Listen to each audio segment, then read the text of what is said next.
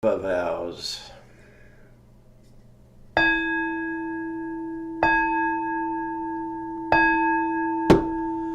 Sentient beings are numberless, we vow to help them all.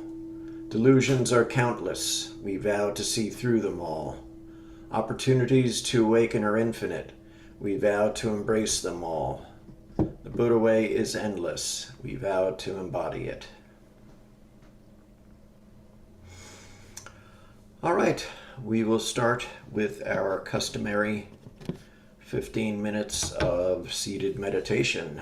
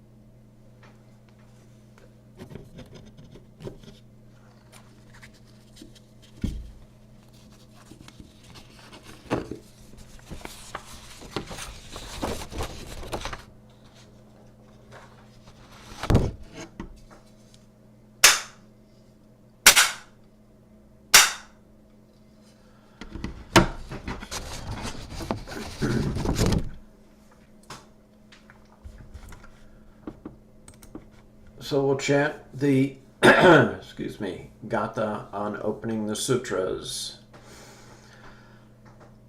This Dharma, incomparably profound and minutely subtle, is rarely encountered, even in hundreds of thousands of millions of ages. Now we see it, hear it, hold, and maintain it. May we completely realize the true mind of all Buddhas.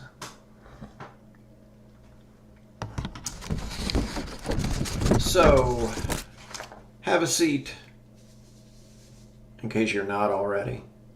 Relax, and let's welcome our Dharma brother, Mike Henry Lucas, for tonight's talk. Thank you very much, Sangha. How's it going? Alrighty, well, got up here in my own little meditation studio, but it's kind of half-assed, but that's okay. There's no real merit in that anyway. So, anyways, I'm still, learning my koans and stuff like that as a Dharma student. So, but I wanted to probably drop something a little bit deeper and more philosophical if I could, but I'm still catching up on that, quite honestly. But yeah, it's also just been kind of a hard week for me, but it seems like it's been for a hard week for a lot of people in this community, like a lot of people having family members pass away, folks in hospitals and stuff like that. So thought I'd lighten up the mood a little bit by a few Bodhidharma stories that I've heard that really inspired me. That will kind of humorous, but we'll end it on a good note tonight. So first one, similar to the story of no merit when he went to go visit the emperor. Bodhidharma's walking around one day and he's not in his full done up monk regalia and stuff like that, so he's kind of just chilling by the road, and some monks pass on by and they're hurrying onto the temple to hear this important Dharma talk, and they kind of brush past him like he's nothing and are kind of cold and cold-shouldered him, which is very, monk-like behavior and stuff like that. So Bodhidharma shows on up to the temple and is about ready to give this great Dharma talk with all these other monks and stuff like that, and has his full regalia on. And the two monks see him and just recognize him as the great Bodhidharma, so they're bowing to him, but doing the full bow, being very over the top on just kissing his ass a little bit. And he recognizes them from the road, and Bodhidharma just rolls his eyes and just takes off his robe and just throws it onto the cushion next to him. And all the monks are just looking at him dumbfounded as he's just right there in his skippies. And everybody's all why are you doing that, master? And he's just all well, you seem to care more about the robe than me, so there you go. And yeah, I just thought that cheeky kind of troll humor was, in itself, a really sweet koan and stuff like that. You gotta realize that, sometimes the most profound philosophical and spiritual moments aren't the highbrow kind of stuff with a lot of bells and whistles. Sometimes it just kind of happens. And that kind of folded on over to another Dharma story, a little koan that I heard of. It was from more of a Himalayan Buddhist tradition. I don't know the name of the monk that wrote this one, but I thought it was so great and also very cheeky and humorous. An old Himalayan monk is, teaching his students, and he's going forth, and he's letting him know that he's coming towards the end of his life, and all his students are surrounding him, and his main disciples are next to him, and he's all all right, lads, listen up. I'm about ready to give you the most important Dharma lesson that a Zen master, a monk of a high caliber can ever give you. And he like, takes him on this little walk and walks on over by this trail. And he's all like, all right, are you lads ready for it? And we're ready, master. And he just drops his pants and just like, seems to be mooning the guys. And, it sounds kind of humorous at first, but like the students are dumbfounded. But then on second, glance, they start seeing how many calluses and bruises there are on his cheeks from so hardcore meditating at the cushion and working at the Dharma that like the lads, the younger monks, kind of had a moment of Satori and realized what he was trying to say. And he's all like, "You get it, lads?" And they're all like, "Yes, yes, we now see it." He's like, "Well, there you go. It's the most important thing that you'll ever learn." Because, that's just it. It also reminds, because, like, it's about, like, Buddhism and enlightenment being the change from within you. And like that's really appropriate at this fall time too, because when I went my first year as a Zen practitioner at a Zen temple, it was starting to become really autumny and nice and stuff like that. And somebody was saying, the leaves are changing, the leaves are changing. And this one elder guy was all like, no, they're not changing. Like the change was already there. You just couldn't see it yet. And yep. With that, that's about all. Like, just it's a humorous reminder to keep on going at it and keep on looking for the unexpected, brothers and sisters. And with that, I'll pass. Thank you, Heng Wei. Always good to have a little light touch every now and then. Keep us balanced. Okay, so we'll go back and have our next 15-minute meditation session.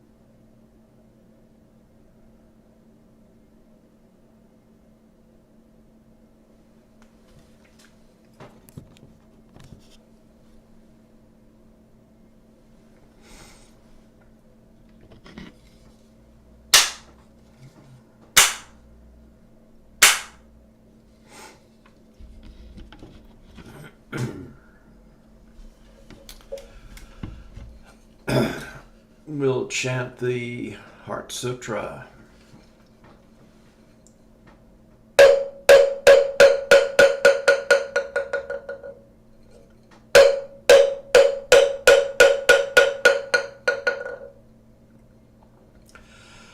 Mahaprajna Paramita Hridaya Sutra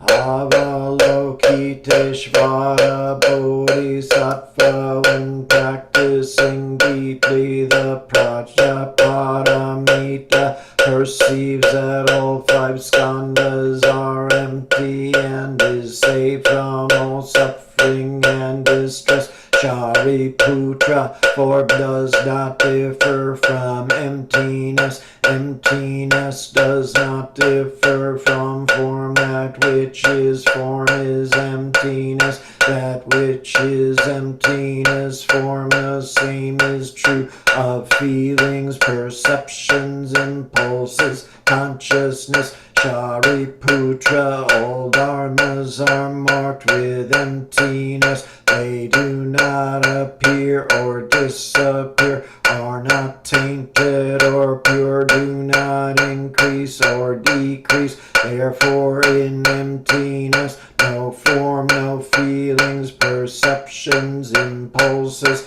consciousness, no eyes, no ears, no nose, no tongue, no body, no mind, no color, no sound, no smell, no taste, no touch, no object of mind, no realm of eyes, and so forth until no realm of mind consciousness, no ignorance, and also no extinction of it, and so forth until no old age and death, and also no extinction of them, no suffering, no origination, no stopping, no path, no cognition, also no attainment with nothing to attain. The Bodhisattva depends on Prajnaparamita, and the mind is no hindrance without any hindrance. No fears exist far apart from every perverted view.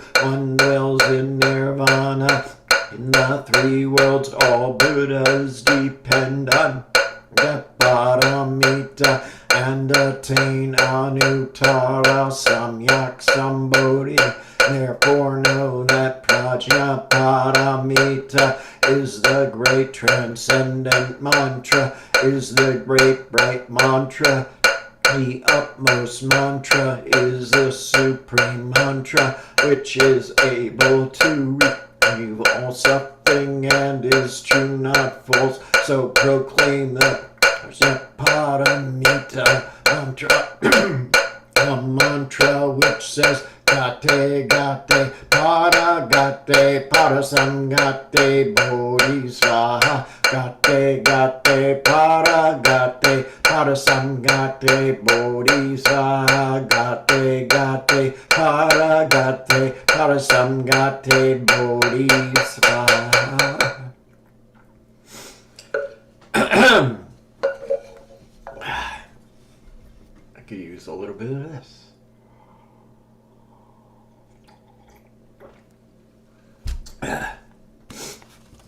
So this is the point at which we go on and dedicate merit. And we do this in order to get ourselves out of our own way and out of our heads. And out of I, my, me.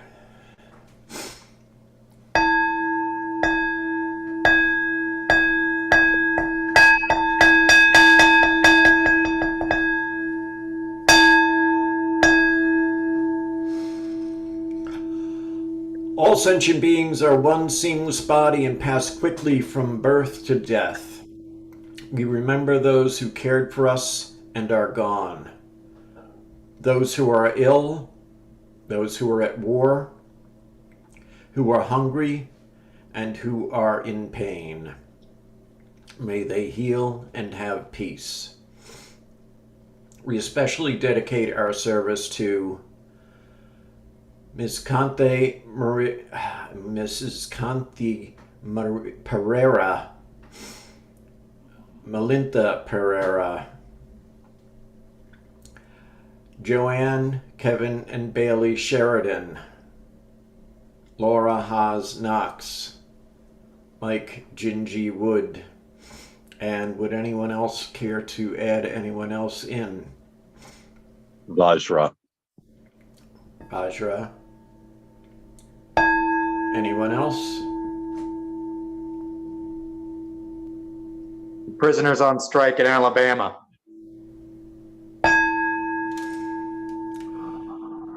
All beings in the 10 directions, subject to the greed, hatred, and delusions of themselves and others.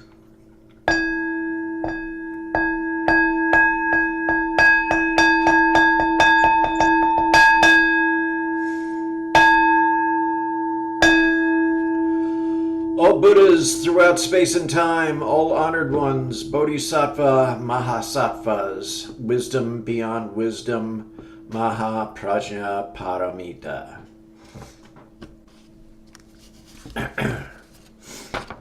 We'll recite our faith and practice vow.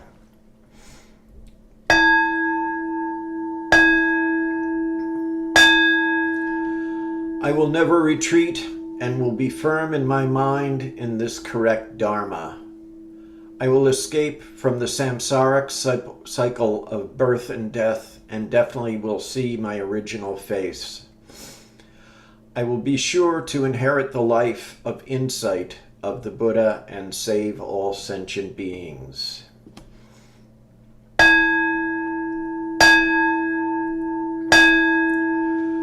Life and death are of supreme importance. Life passes swiftly by and opportunities to awaken are easily lost. Strive to realize your true nature and do not squander your time by night or day.